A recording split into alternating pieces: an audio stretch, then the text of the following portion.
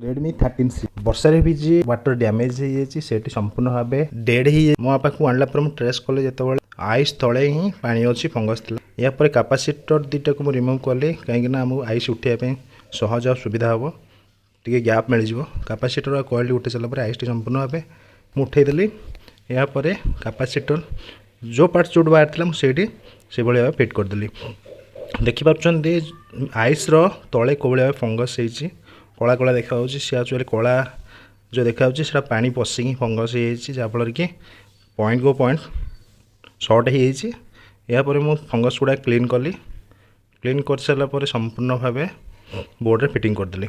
Point ଗୋ point short ହେଇଯାଇଛି, ଯାହାଦ୍ୱାରା କି ସେଟ୍ଟି ସମ୍ପୂର୍ଣ୍ଣ ଭାବେ ଡେଡ୍ ଅଛି। ଏହାପରେ ମୁଁ ଆଇସ୍ଟିକୁ ଲଗାଇଦେଲି, ସେଟ୍ଟି ସମ୍ପୂର୍ଣ୍ଣ ଭାବେ ଅନ୍ ହେଇଗଲା।